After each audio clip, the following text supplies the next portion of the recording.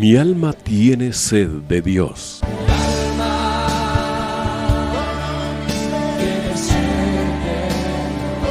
Un espacio que reconforta, alienta y motiva a la luz de la palabra de Dios.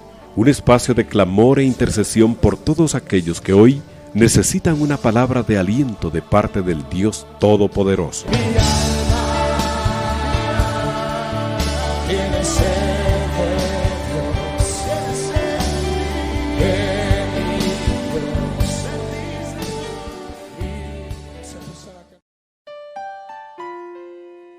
Hermanos, muy buenas noches, que el Señor les bendiga abundantemente.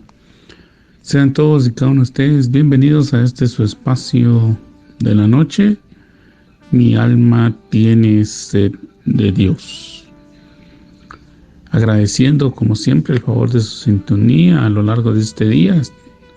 Rogamos a Dios nuestro Padre que haya bendecido la obra de todos y cada uno de ustedes en sus diferentes actividades.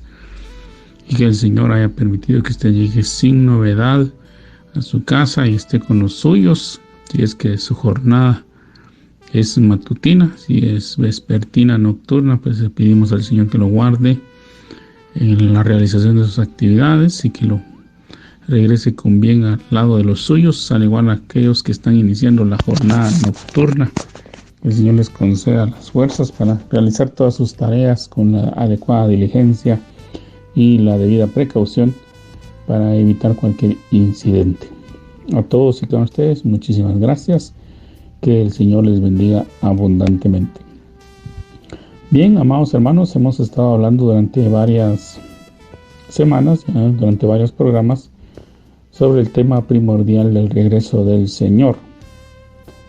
Y hemos abordado esta temática desde las diferentes cartas que el apóstol Pablo, por inspiración del Espíritu Santo, nos han dejado en la Biblia, al igual que lo analizamos en los evangelios y las parábolas que el Señor utilizó para explicar, enseñar y cincelar en el corazón de cada creyente el tema de su retorno.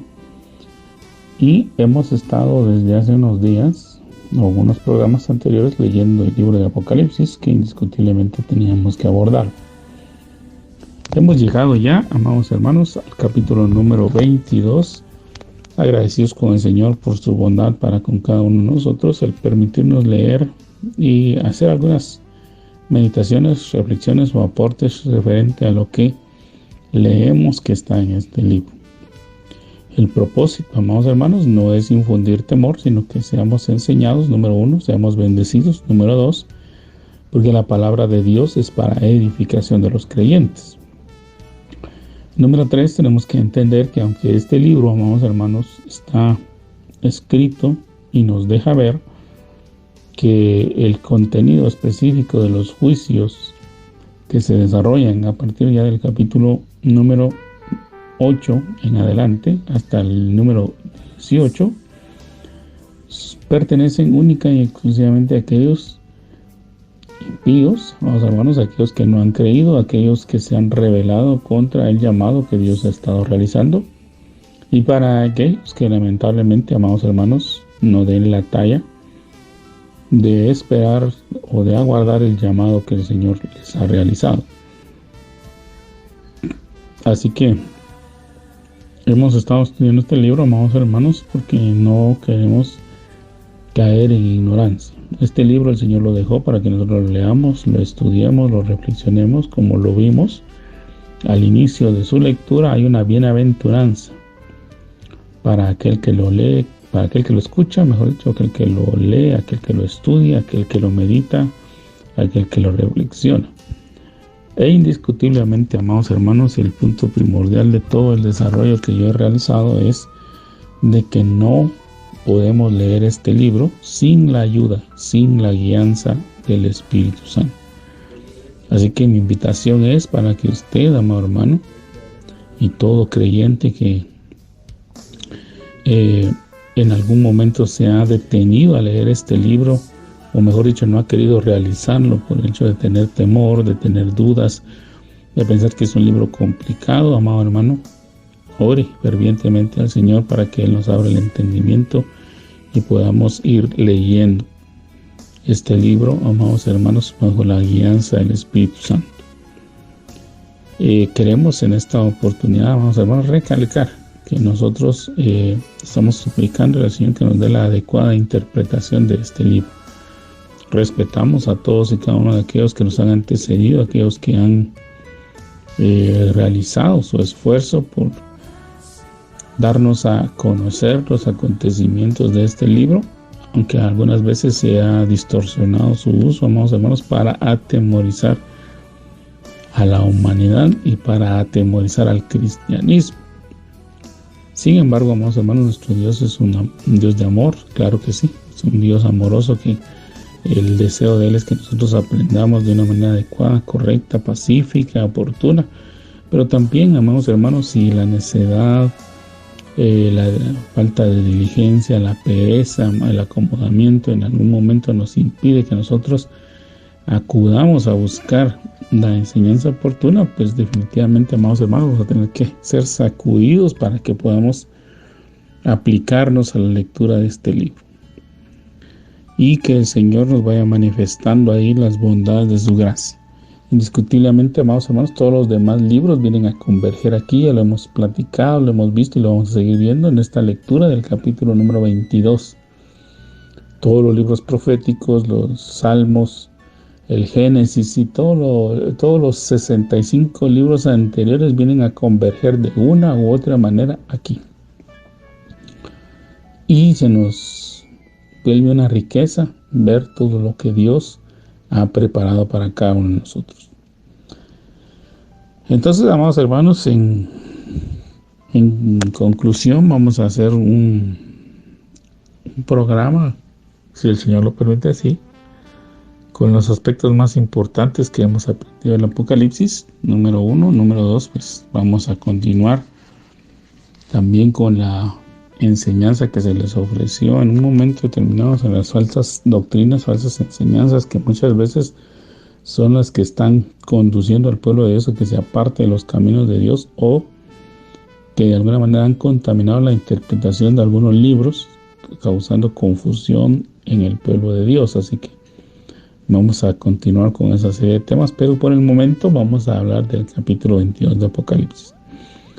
Así que le invito a que tenga la Biblia en sus manos y si el Señor así lo ha concedido, que usted también tenga un bolígrafo o un lápiz y tenga un papel donde anotar, un cuaderno sobre las temáticas que aquí se han abordado, para que usted posteriormente las estudie o profundice, o bien las examine y considere si son para su provecho o las desecha. Pues le invitamos, amado hermano, a que lo realice sin mayor complicación, ¿verdad? Ese es el propósito, que mutuamente seamos edificados. Agradecemos nuevamente a todos y cada uno de aquellos que nos han dejado sus comentarios. Amados hermanos, muchísimas gracias por tomarse ese tiempo, compartirnos sus puntos de vista. Este no es un monólogo tampoco se trata de imponer mis criterios. Yo he dicho abiertamente desde el inicio que me considero incompetente en cuanto al tema de la escatología. Sin embargo, estamos pidiéndole a Dios que nos ayude a que todos juntos podamos encontrar el punto de vista adecuado para interpretar este libro, amados hermanos, que es un libro que Dios dejó, y que si Dios lo dejó dentro de su escritura, dentro de la Biblia, nosotros los creyentes utilizamos, pues tenemos que poderlo entender y comprender, a veces con mucha insistencia y perseverancia, sobre todo estar estudiando, leyendo, meditando, reflexionando, viendo la guianza del Señor para poderlo comprender. Bien, amados hermanos, vamos a leer el capítulo 22. Dice de la siguiente manera: Después me mostró un río limpio de agua de vida, resplandeciente como cristal, que salía del trono de Dios y del Cordero.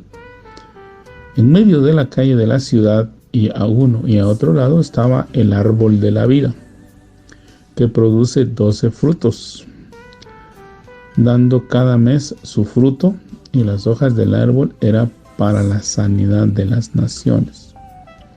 Y no habrá más maldición, y el trono de Dios y del Cordero estará en ella, y sus siervos les servirán, y verán su rostro, y su nombre estará en sus frentes.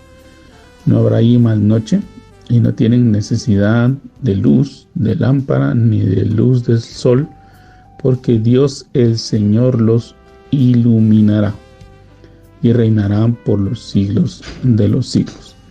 Bien, entonces, amados hermanos, en esta primera parte que hemos leído, estos primeros 5 versículos, pues nosotros entendemos que ya la Nueva Jerusalén se ha establecido en la tierra, ¿verdad? De eso hablamos en los programas anteriores, referente al estudio que hicimos del capítulo número 21. Algunos, amados hermanos, consideran que la Nueva Jerusalén va a ser un satélite, ¿verdad? Un satélite que es el que transporta la Nueva Jerusalén, y es la que se va a establecer a la tierra. Ese es uno de los puntos de vista que están manejando. Algunos han especulado, vamos hermanos, porque ese es el término que considero que se ha utilizado, referente a que en recientes estudios que han estado haciendo a través de los nuevos telescopios que han enviado al espacio, de los cuales el más reciente es el James Webb, habían manifestado que hay un cuerpo celeste, así se le denomina, que viene rumbo a la Tierra. Ese es el pronóstico que ellos tienen, o es lo que han observado y han anotado, y que ese se presume que por sus características, como lo vimos en el capítulo 21, de su brillantez por las piedras y los cimientos y todo, asumen que la Nueva Jerusalén tiene camino hacia la tierra. Sin embargo, amados hermanos, tomando el contexto del Apocalipsis, vimos de que hay una batalla que se debe realizar previo a que la Nueva Jerusalén se establezca. Desde el capítulo número 17 y 18 vimos de que hay convocatorias, 2 grandes guerras, la de Gog y Magog, y va a haber también la del milenio, la del final del milenio. Entonces, amados hermanos, por eso les digo que es una especulación de un planeta, de un satélite natural, o de una especie de roca, que es lo que ellos establecen o piensan que es la que se va a venir a establecer en la tierra como la Nueva Jerusalén. Sin embargo, pues nosotros, de acuerdo a lo que leemos en la Biblia, dice que descendió del cielo como una esposa ataviada para su esposo, adornada para su esposo, engalanada o dispuesta, arreglada para su esposo, desciende del cielo y se establece en la tierra. ¿En qué región? Pues en la región del Medio Oriente, vamos hermanos. Indiscutiblemente, la Nueva Jerusalén se va a establecer en el lugar donde está la antigua Jerusalén, la Jerusalén terrenal, que nosotros conocemos, esa ciudad que hoy nosotros hemos visto a través inclusive de las nuevas aplicaciones que nos permiten divisar la tierra, como lo es el Google Earth. Esa ciudad va a ser reemplazada por la Jerusalén celestial. Esa Jerusalén celestial que va a descender de los cielos y que se va a establecer en la tierra, cuyo arquitecto y constructor es Dios, como lo vimos en el pasado programa en Hebreos capítulo 11. Así que, amados hermanos, vamos a continuar aquí viendo que esta Nueva Jerusalén se establece en la tierra y va a haber un río limpio de agua de vida. Este comienzo del capítulo 22 nos recuerda varios pasajes. Primero, el de Ezequiel 47, también los ríos de agua de vida que el Señor Jesucristo mencionó en el capítulo número 7 del Evangelio de Juan. Nos habla también del árbol de la vida que está en Génesis capítulo 2 y capítulo 3. Y vemos, amados hermanos, que esa profecía que en algún momento está en los libros anteriores a este, viene a tener cumplimiento aquí. Esa agua de vida, amados hermanos, que hemos mencionado en su momento, que el agua es uno de los recursos que más abunda en este planeta, en el sentido pues de que nuestro planeta está compuesto por 2/3 partes de agua, es decir, un 66.66% o redondeando un 67% de la composición o del espacio que ocupa nuestro planeta está dominado por aguas. El agua es un líquido vital, como lo hemos platicado, amados hermanos, para el ser humano, porque el ser humano necesita 2 elementos básicos para vivir. Uno es el aire, el otro es el agua y el tercero son los alimentos.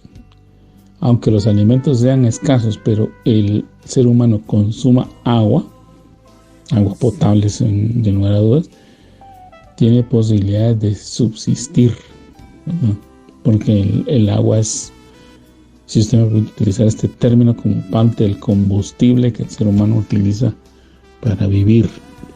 Entonces, esta agua, amados hermanos, va a venir a limpiar, va a ser el agua de vida, es el agua que Dios preparó para precisamente mantener con vida al ser humano. Por eso la palabra del Señor es comparada con el agua, el Espíritu Santo es comparado con el agua, es decir, que son necesarios para el ser humano.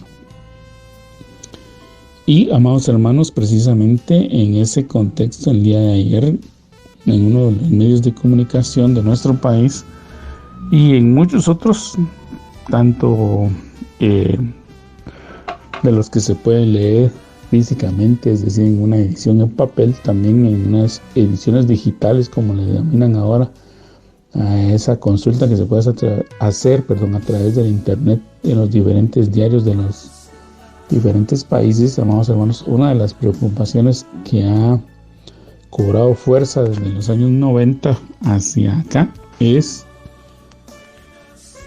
la escasez del agua y o la contaminación que el agua está sufriendo.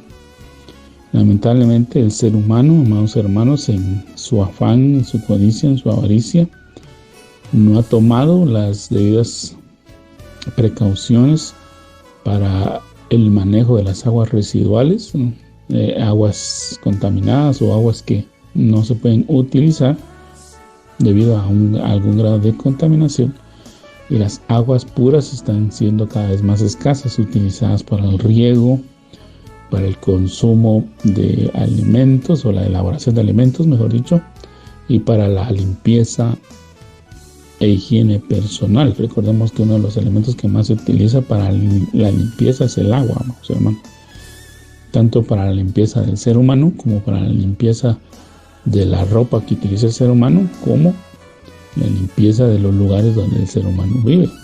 Entonces, amados hermanos, esa falta de cultura en el adecuado manejo del agua está haciendo que ésta se contamine, y cada vez, amados hermanos, surjan nuevas enfermedades debido a que las aguas son contaminadas, y esas aguas a veces son consumidas, o aguas contaminadas están siendo utilizadas para el riego de los cultivos. Pues al hacerse de esa manera, esas bacterias o virus que en algún momento se pueden anidar en los diferentes cultivos, muchas veces son resistentes a los procedimientos de cocción, de cocimiento, algunos alimentos que se preparan sin mayor cocimiento, amados hermanos. Ahí se están propagando enfermedades que dañan al ser humano. Entonces el agua, amados hermanos, está siendo escasa y es uno de los elementos que cada vez está en riesgo de extinción, causando pues problema al ser humano. Todo va en detrimento del ser humano. Pero Dios va a poner un agua nueva, una agua limpia. Vimos que el Señor va a crear cielo nuevo, tierra nueva, va a traer un agua de vida, me da un agua de vida que va a servir, amados hermanos, para la sanidad de las naciones, porque en ese río de cristal, dice aquí, que es resplandeciente como cristal y que sale del trono de Dios y del Cordero, nos deja ver, amados hermanos, que la vida, una vez más, se nos recuerda que la vida viene de Dios. Es Dios el que da la vida, no es el ser humano. Nosotros no somos producto, amados hermanos, de la casualidad, ni de un Big Bang, como algunos dicen, ni somos tampoco producto de la evolución. No, Dios creó la vida. En Génesis vemos cómo Dios ordena, planifica y crea las diferentes especies, y a cada una le da sus características, y no es que una evolucionó hacia otra. Es decir, no podemos decir que el mono evolucionó para convertirse en hombre, porque eso no es así, sino que Dios creó cada especie y le dio sus características particulares, y son independientes las aves de las bestias de la tierra y de las diferentes especies que hay en las aguas, y definitivamente también es diferente a la humanidad. Entonces, amados hermanos, Dios es el que da la vida. Por eso la Escritura nos deja ver en el Evangelio de Juan, capítulo 1, que la vida era la luz de los hombres. Y la luz era la vida de los hombres, es decir, esa luz que es Jesús, el Hijo de Dios, el Salvador, el que da la vida. Y recibimos la vida cuando fuimos creados, amados hermanos, cuando fuimos creados como humanidad, y aunque lamentablemente pecamos, volvimos a recibir la oportunidad de la vida cuando nuestro Señor Jesús, nuestro Mesías, nuestro ungido, nuestro Salvador, nuestro Mesías, nuestro Yeshua, para que va a abarcar todos los títulos posibles y que la gente no esté divagando en ese sentido. Cuando Él murió, nos volvió a dar la vida, el acceso a la vida eterna, la salvación, el perdón de nuestros pecados y el acceso a la vida eterna. Entonces nos dice que el agua de vida sale del trono de Dios y del Cordero. Entonces en esa calle, dice, en medio de la calle de la ciudad, a uno y otro lado, y recordemos que las calles son de oro, ahí dice que está a uno y otro lado del río el árbol de la vida. Es decir, hay una corriente de agua, amados hermanos, que en el lado derecho y en el lado izquierdo tienen árbol de la vida. Entonces aquí vemos que es una multitud de árboles de vida. En el principio, en el huerto del Edén, en el jardín del Edén, donde el Señor puso al hombre al inicio de la creación, ahí había un solo árbol de la vida, pero acá ya vemos que van a haber árboles de la vida, que van a estar a uno y otro lado de la calle, y que el río, ese río de agua de vida, limpio, resplandeciente como cristal, que va a pasar por en medio,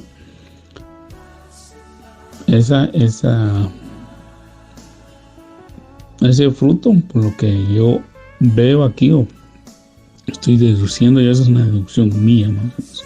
Al parecer el fruto del árbol va a caer al río, el río va a hacerlo circular, y cuando lo lleve, dice que va a llevar, el fruto que produce el árbol, que cae al agua del río, y este río circula, dice que es para la sanidad de las naciones. Entonces la pregunta es, ¿qué naciones?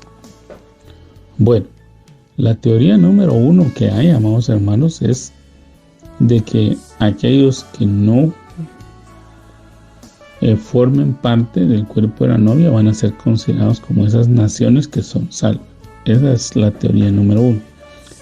La teoría número 2 es que las otras creaciones que Dios realizó, amados hermanos, porque indiscutiblemente Dios ha realizado otras creaciones, y eso no lo podemos negar ni el hombre ni la ciencia. El hombre no puede pensar que es la única creación que Dios realizó, porque ni podemos nosotros como seres humanos imaginar que la creación de Dios se limita única y exclusivamente al planeta Tierra. De eso estamos totalmente equivocados.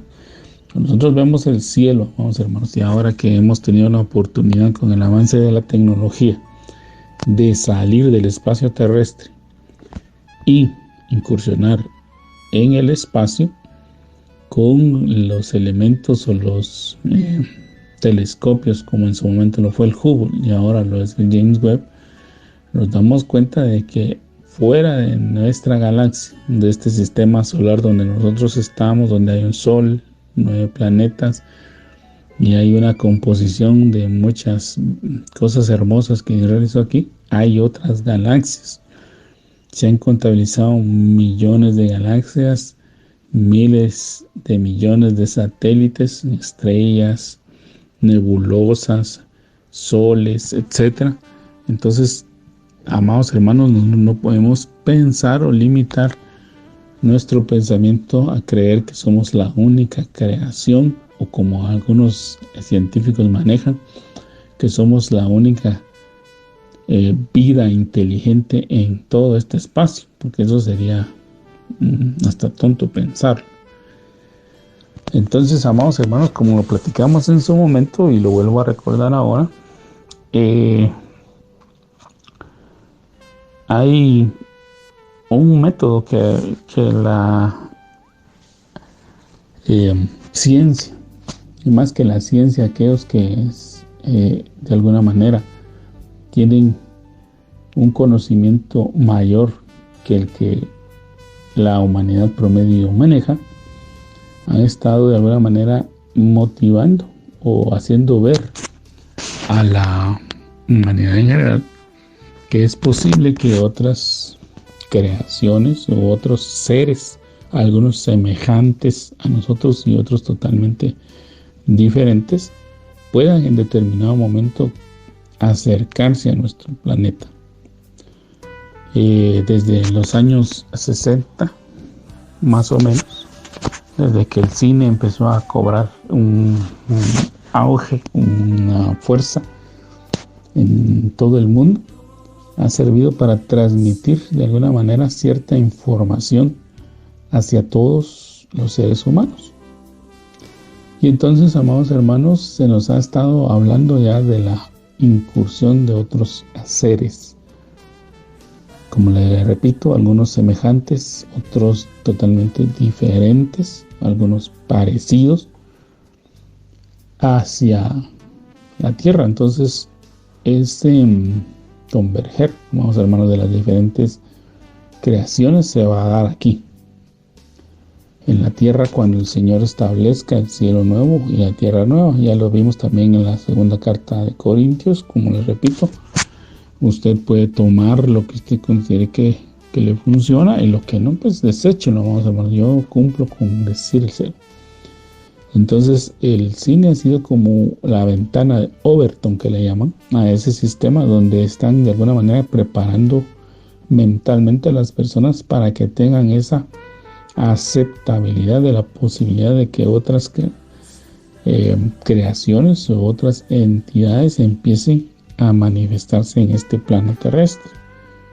Entonces todas esas películas de superhéroes, así como empezaron con la Guerra de las Galaxias, y han ido evolucionando hasta llegar a las últimas películas que hemos estado viendo, que han incursionado en el mundo, amados hermanos, han estado preparando a los seres humanos para que cuando esas creaciones de otros sistemas, de otras galaxias, de otros sectores de la galaxia, porque inclusive eso es lo que se ha mencionado, amados hermanos, en esas películas, y que concuerda con las divisiones que se están haciendo de la galaxia y que todavía no terminan de definir, porque cada vez que tienen una mayor claridad se dan cuenta que el universo se expande y se expande y se expande, o mejor dicho, cada vez tienen se admira, mejor dicho, que el espacio llega hasta donde ellos no pensaron que iba a llegar.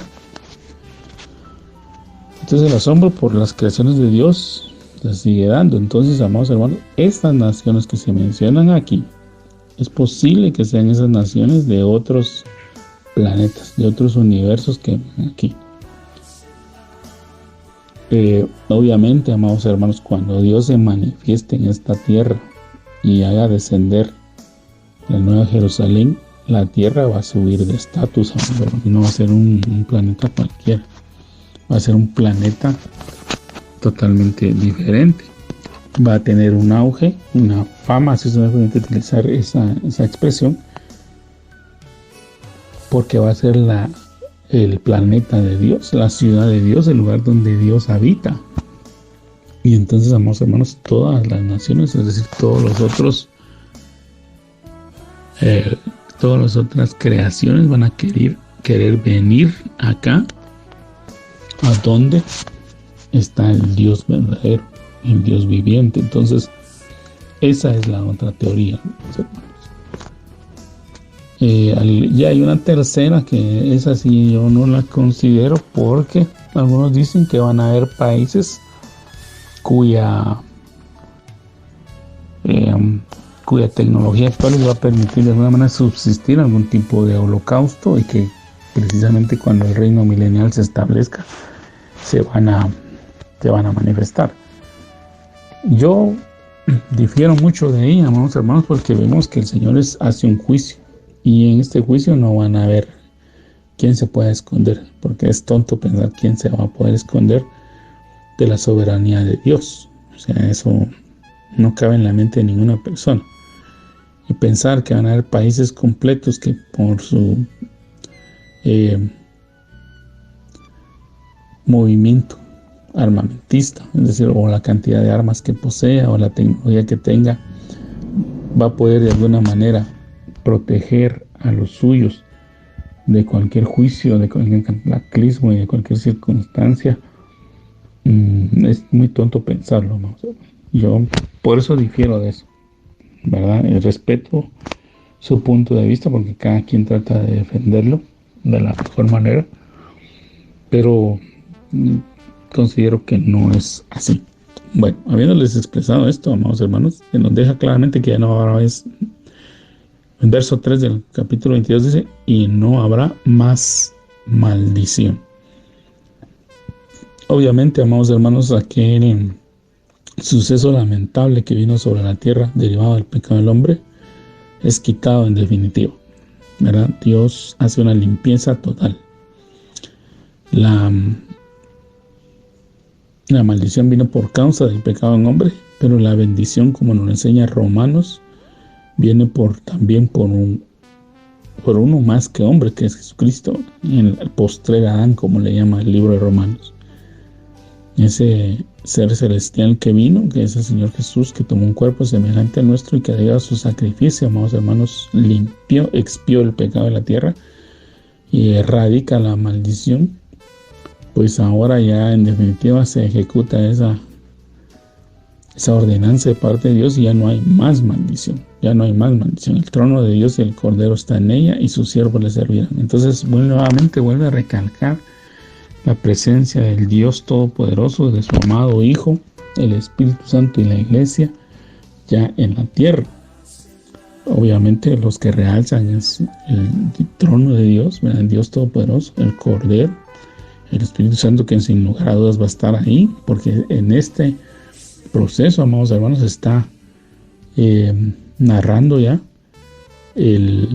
la parte final del propósito que al Espíritu Santo se le ha encomendado.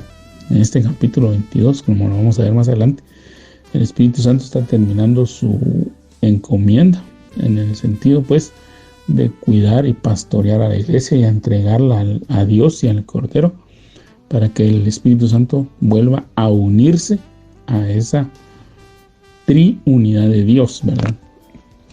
Obviamente vemos que el Padre, el Hijo y el Espíritu Santo tienen sus funciones, lo hemos visto a lo largo de toda la Escritura, lo vemos en el mover de la iglesia, pero aquí en esta parte final el Espíritu Santo va a unirse o va a reintegrarse otra vez a esa triunidad. Entonces, obviamente vemos al trono de Dios del Cordero que se menciona, porque obviamente en este momento, amados hermanos, hasta que la iglesia sea arrebatada, el Espíritu Santo sigue haciendo su labor, la labor que el Hijo le encomendó por ordenanza del Padre, ¿verdad?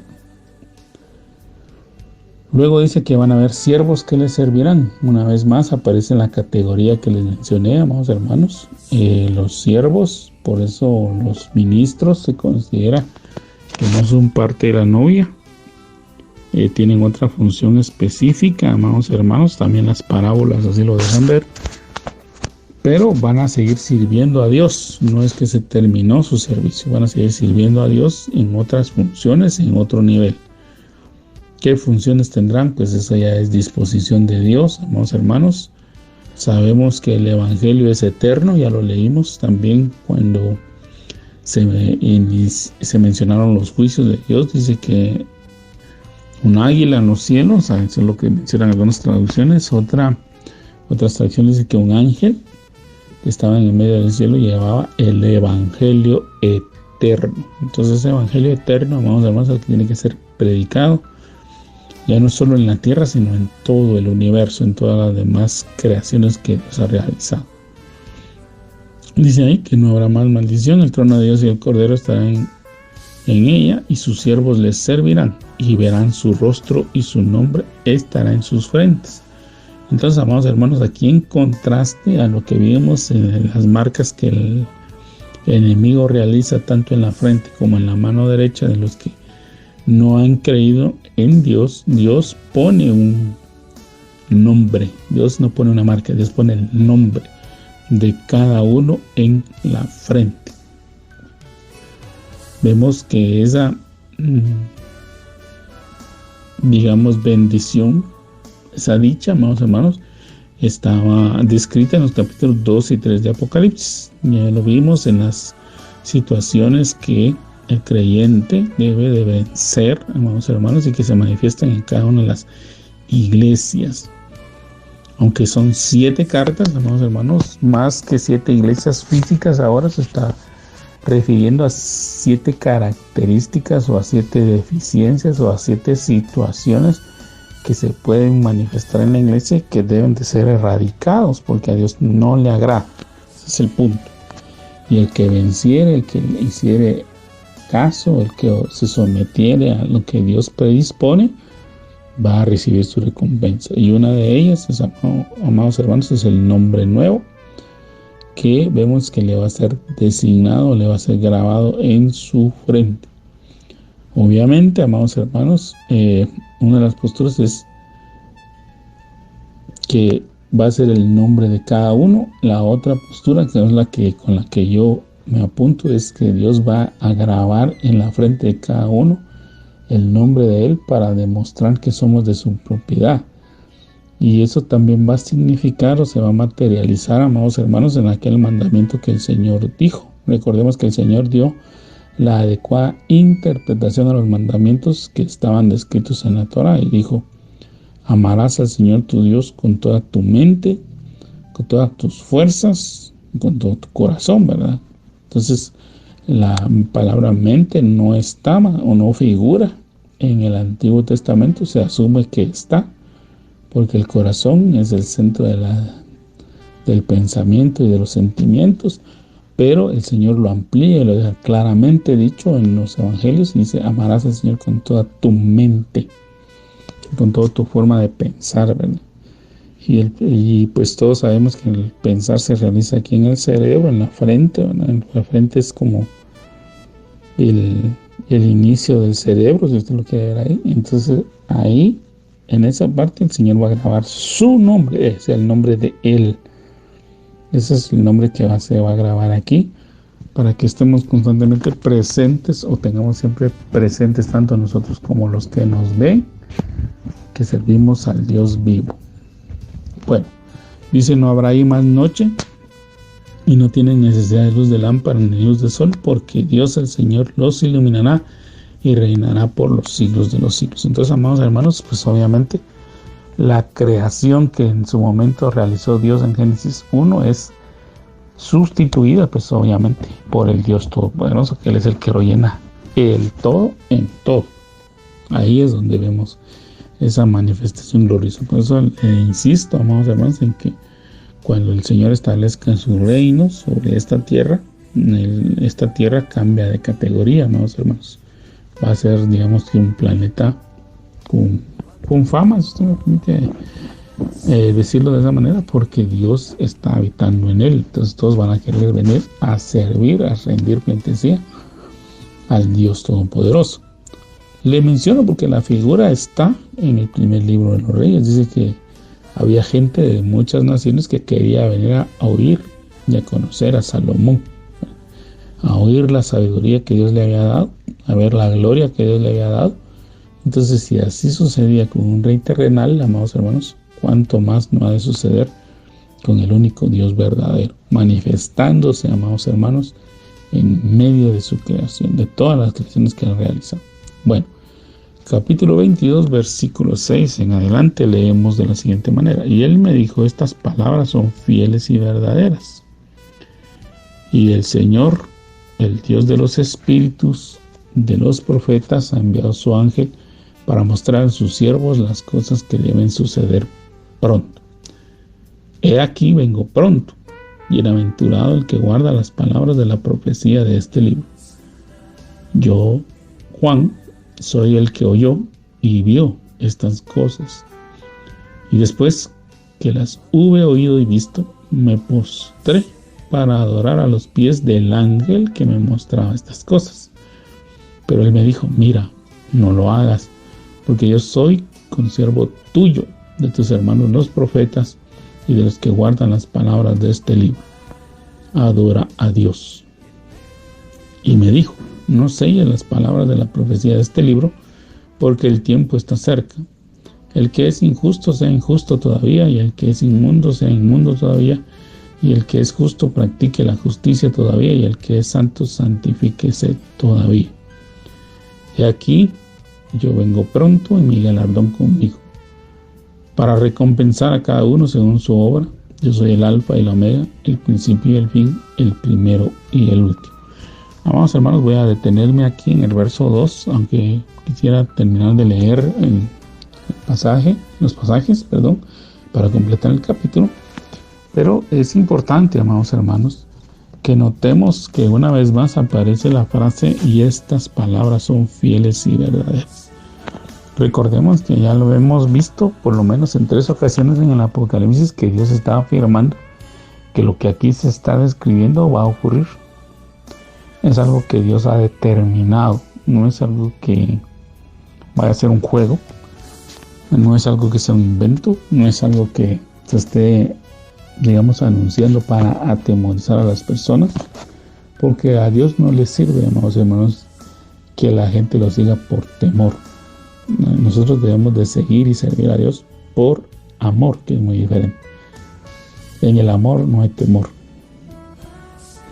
Entonces, amados hermanos, definitivamente el Señor hace énfasis en que todo lo que aquí se está diciendo, lo hemos leído aquí y lo vamos a repasar en este momento, va a ocurrir. Son palabras de Dios, y la palabra de Dios es fiel y verdadera. Tiene fiel cumplimiento, amados hermanos. El ser humano lamentablemente ha caído en la práctica de decir una cosa y hacer otra totalmente diferente. Ha caído en la mala práctica de engañar, de mentir, de estafar a las personas. Les dice que va a hacer algo y resulta siendo todo lo contrario. Y por eso el ser humano ha perdido credibilidad y ha perdido, amados hermanos, en valor, ¿verdad? La palabra del ser humano ha perdido valor. Las nuevas generaciones ya no saben lo que es empeñar la palabra, pero Dios no se olvida de eso. El hecho de que nosotros seamos infieles, como dice la Escritura, no quiere decir que Él se niegue a sí mismo y deje de ser fiel, porque Dios podría hacerlo. Él podría decir, bueno, como tú te comportas de esta manera, yo me voy a comportar igual, pero Dios no cambia. Dios empeñó su palabra y Dios la va a cumplir. Entonces esta es la tercera vez que Él dice que estas palabras son fieles y verdaderas. Y el Señor, el Dios de los espíritus de los profetas, ha enviado a su ángel para mostrar a sus siervos las cosas que deben de suceder pronto. Aquí más adelante vamos a ver que el espíritu de la profecía, ya lo vimos también adelante, que el espíritu de la profecía está en Jesús, ¿verdad? Es Jesús es el espíritu de la profecía, es el cumplimiento de todo lo que Dios ha dicho. Y aquí, amados hermanos, pues obviamente, como no hemos visto, todo lo que el Señor habló utilizando a hombres llamados profetas se cumple.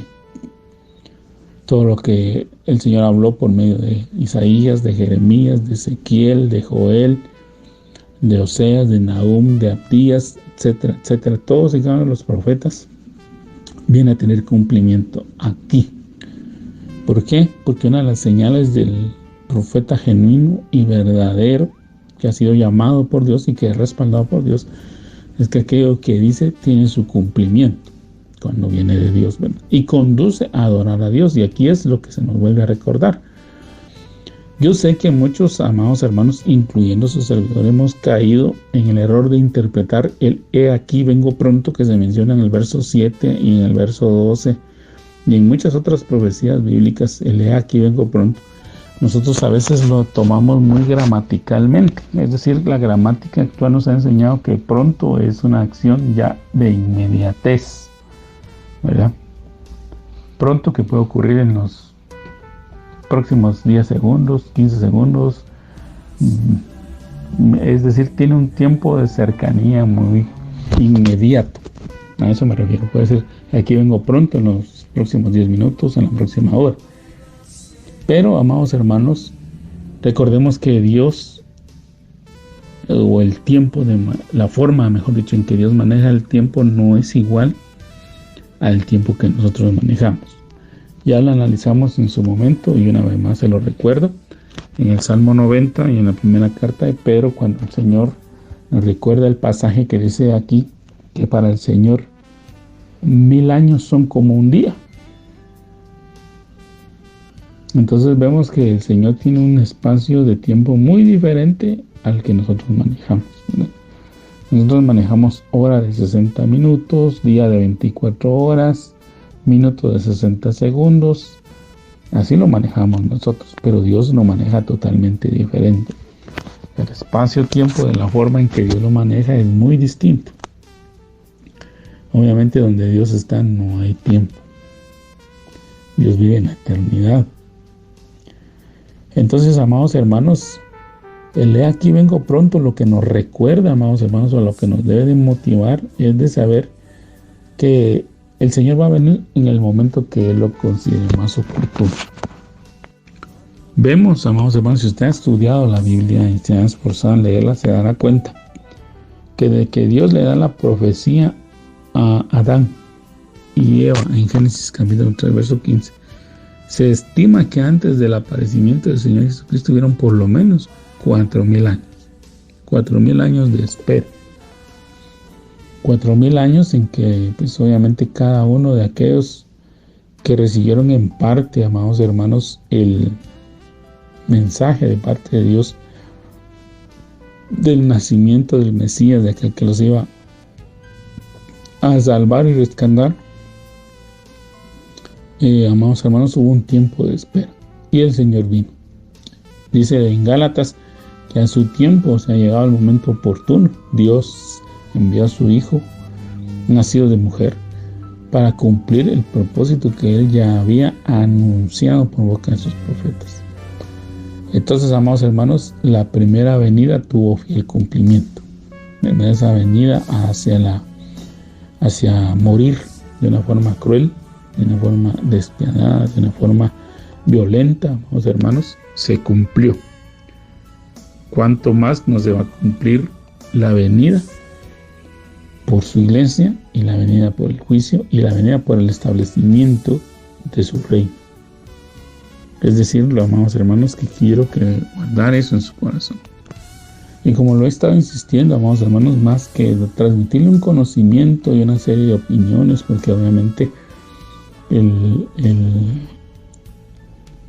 poder platicar un tema como este con usted requiere, amados hermanos, que uno tenga cierta exigencia en el sentido de ir a investigar qué es lo que está circulando en los medios, de alguna manera discernirlo, poderlo de alguna manera orientar a usted, porque pues el ser humano es una de las virtudes que tiene, amados hermanos, porque para mí es una virtud, no es un defecto, es una virtud, es que tiene muchas dudas. Y a través de la solución para esas dudas, de la búsqueda, la respuesta a esas dudas, es que muchas veces, amados hermanos, ha llegado el desarrollo y el crecimiento del ser humano, ¿verdad? Entonces Dios nos ha dejado esa facultad. Entonces, cuando usted tiene una duda referente a los acontecimientos de la Biblia, pues eso no es malo, hermanos.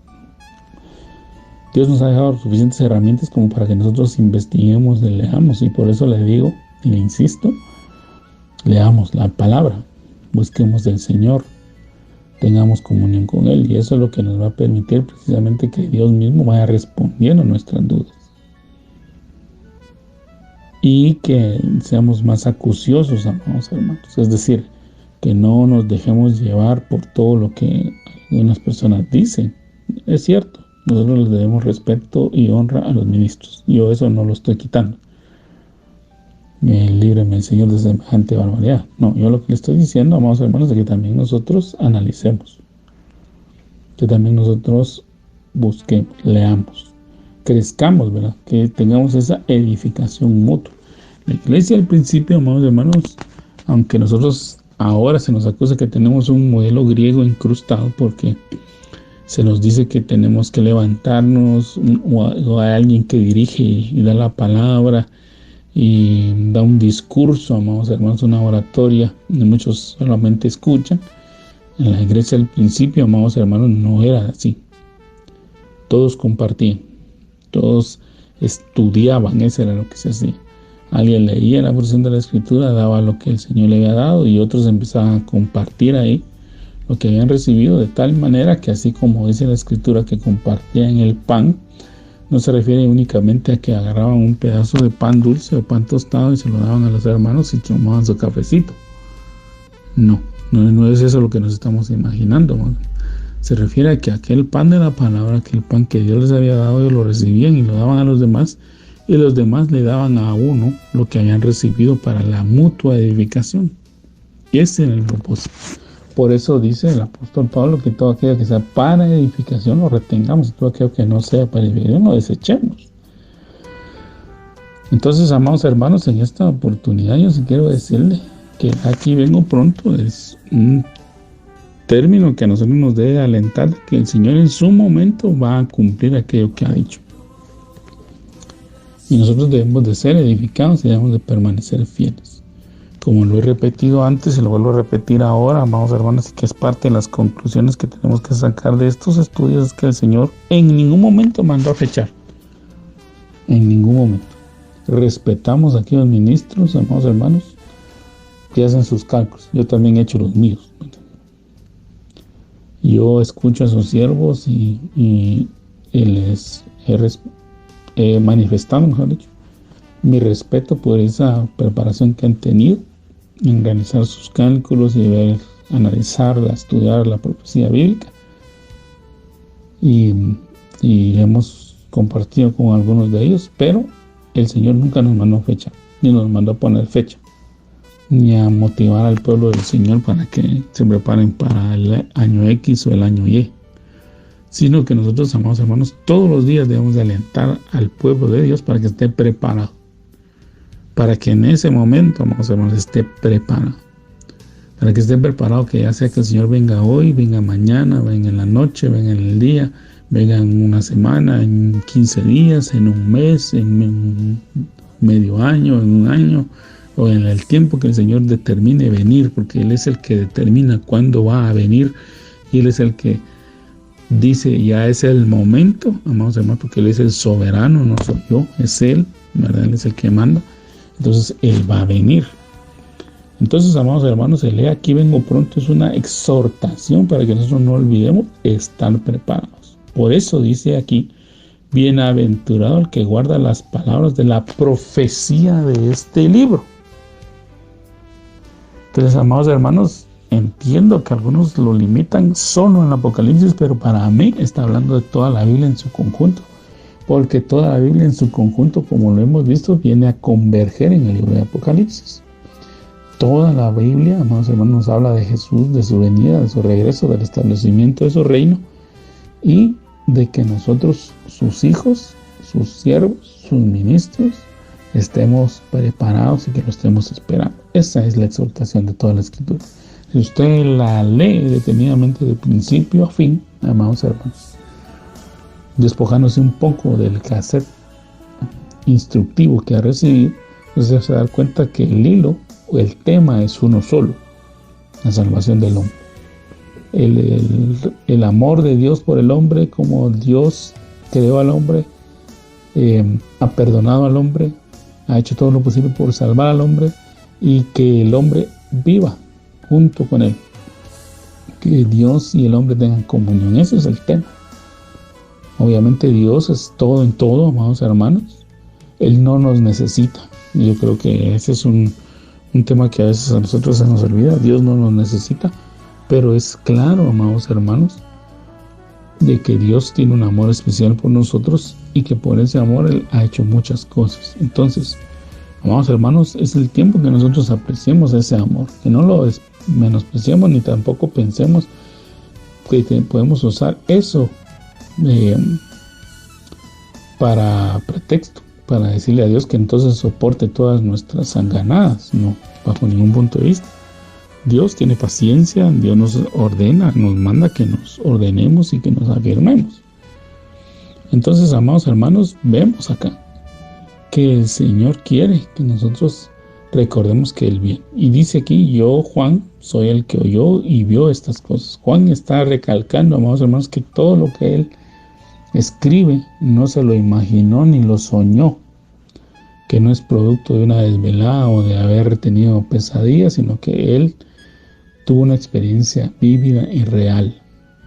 Entonces dice que en este momento, amados hermanos, recordemos que desde el capítulo número 21, mejor dicho, o 20, desde el capítulo 20 hay un ángel que lo está acompañando a él para mostrarle la gran ciudad, la ciudad ataviada de Dios, y es el que le está dando todas las instrucciones de parte del Señor. Entonces, cuando él ya está viendo el desenlace, que ya está por terminar esta visión, él viene y pensando que está en presencia del Señor Jesús, ya glorificado como estaba al inicio del libro de Apocalipsis, él se postra, pero este ángel le dice: no lo hagas, porque yo soy consiervo tuyo, de tus hermanos los profetas, de los que guardan las palabras de este libro. Adora a Dios. Entonces, una vez más se le vuelve a enfatizar, amados hermanos, se le vuelve a enfatizar en este libro que nosotros no debemos de tener adoración a los ángeles, no debemos de tener adoración a seres celestiales, sino únicamente a Dios, ¿verdad? Ese es el tema primordial. Nosotros no debemos de postrarnos ante nadie más que no sea a Dios. Y obviamente también se le recuerda a Juan que ya subió de categoría, porque ahora le dice: yo soy consiervo tuyo y tus hermanos los profetas. A Juan se le nombró profeta en este libro. Juan era un apóstol, era un discípulo, pero el Señor lo nombra profeta en este libro. Y por eso, al igual que al profeta Daniel, porque en el verso 10, y con eso voy a terminar, se le dice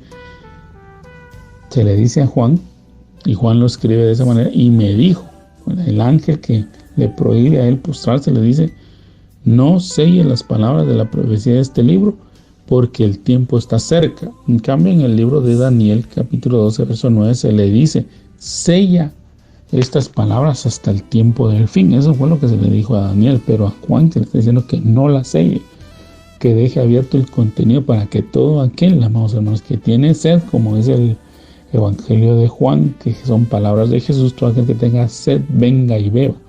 Y mi anhelo es que toda la iglesia, amados hermanos, toda la genuina iglesia del Señor tenga sed de venir a leer la palabra del Señor, de venir a investigar, de venir a escudriñar el Apocalipsis, porque este es un libro que el Señor Jesús escribe, ¿verdad? Que Él es el que está dictando personalmente y delegando en algunos instantes, que el contenido que aquí se está dando es algo que Él está mostrando a todos y cada uno de nosotros. Por eso dice aquí: no sé las palabras de la profecía de este libro, porque el tiempo está cerca. Entonces, amados hermanos, ese tiempo está cerca. El tiempo de la venida del Señor está más cerca que nunca. Yo sé que quizá alguno vaya a argumentar: hermano, pero mire, eso es lo mismo que a mí me dijeron hace 40 o 50 años. Porque yo entiendo, amados hermanos, que dentro de nuestro grupo de radio oyentes. Hay hermanos que tienen un tiempo ya respetable de estar en el Evangelio. Mis respetos para usted y mis bendiciones para usted, amado hermano. Pero, como le vuelvo a repetir, el tiempo, de acuerdo a lo que maneja Dios, es muy diferente al tiempo que nosotros manejamos. Y por eso yo le insisto y le vuelvo a insistir que la literalidad del "he aquí vengo pronto", amados hermanos, debemos de estudiarla y analizarla. No contextualizarla, que nosotros decimos el venir pronto es como ahorita, inmediatamente, entre los próximos 5 minutos, la próxima hora, porque no es así. El tiempo Dios lo maneja de una manera diferente y Él es el soberano. Lo que nosotros sí debemos de hacer, amados hermanos, es estar preparados, ¿verdad? Eso sí ya se lo he insistido, lo hemos visto en las parábolas, lo hemos visto en las enseñanzas, que debemos de estar preparados. Y no debemos de permitir, amados hermanos, que esta ansiedad porque el Señor se manifieste nos domine.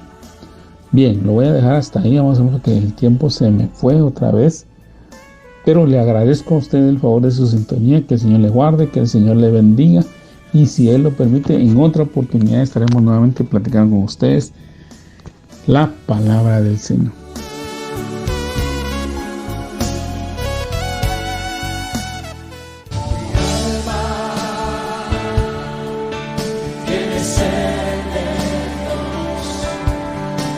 Hemos presentado Mi alma tiene sed de Dios.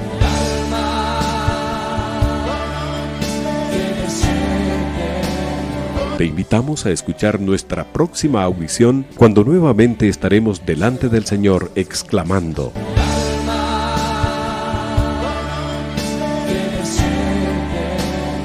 Mi alma tiene sed de Dios.